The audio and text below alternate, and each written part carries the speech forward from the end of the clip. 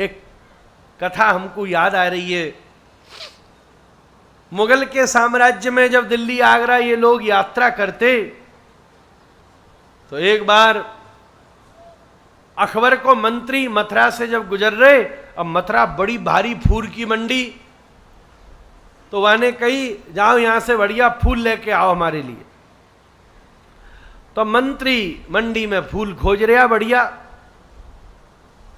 उसी में एक भक्त भी अपने ठाकुर जी के ताई बढ़िया वाए फूल चाहिए थे, वो भी खोज रहे हो।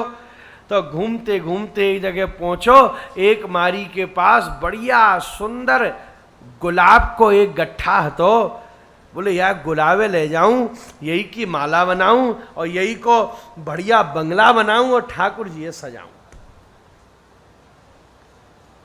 वहां ने पैसा फाइनल कर लिए, दे ही रहे हो, वही समय मंत्री पहुंच गो, अरे ये हमको चाहिए भैया।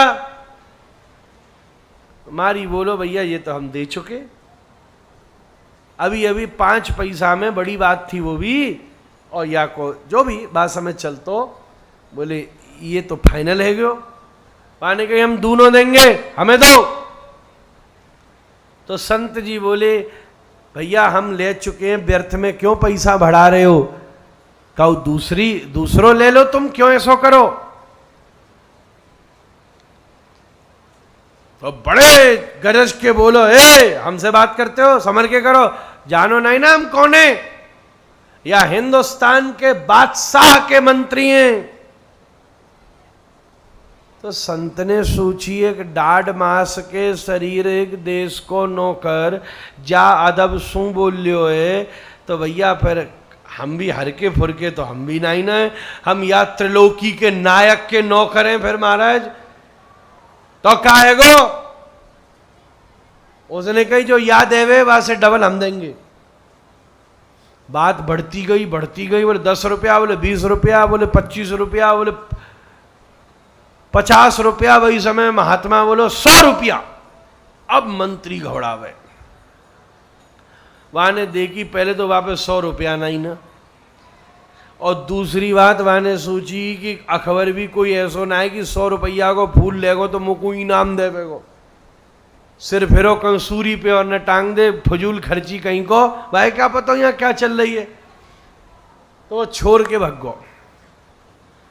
मारी बोलो महात्मा जी अब तो चाहे जमुना जी डालने पड़े फूल, बात की बात है भैया, देखो अब तुमको दूंगो तो 100 ही मांग दूंगा महाराज।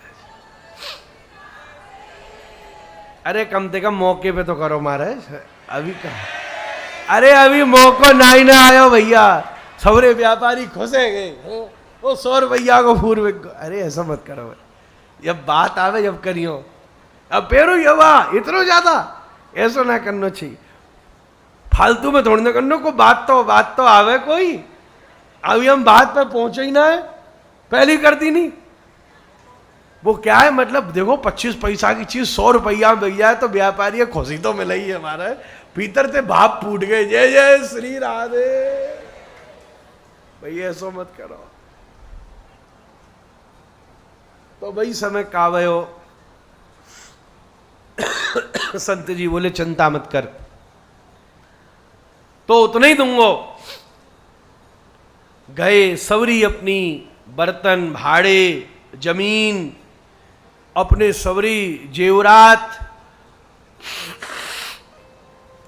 सब एक व्यापारी को गिरवी रखे, तब जाए के 100 रुपया मिले महाराज।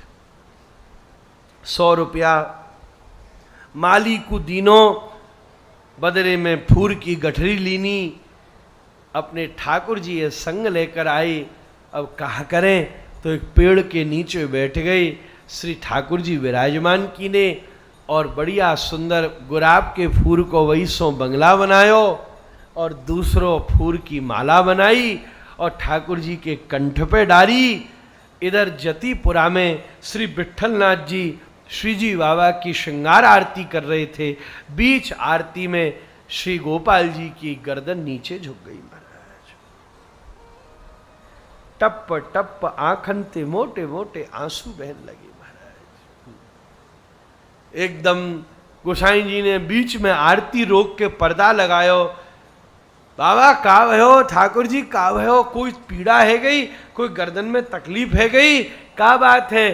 ठाकुर जी बोले, मैं पूरे त्रिलोकी को भार उठाने वालों कन्हैया, पर मोते वा भक्त की माला को भार नाई न उठ रहे महाराज, आप कछु करो। वही समय अपने समर्थवान चेरान को गोसाई जी ने आज्ञा दीनी, सबरे गए, भक्त मंडली गई, 100 रुपया सबने मिलजुल करके चुकाई के जमीन जायदाद वापस दुरायो, और फिर पंडित जी को लेकर के सुंदर दर्शन वे के ताई लेकर आए। तब गोसाई जी ने ठाकुर जी की गले सो माला उतार करके और वह भक्त के कंठमाऊ डारी। तब ठाकुर जी ने गर्दन उठाई करके मुस्कुराए कि वह भक्त को देखो, कोई भाव तो करे। देखो ठाकुर जी तो वाकू सब करवे को तैयार बैठे, को असली लाड़ लड़ावे को तो तैयार हो, वो कहना करवे को तैयार है।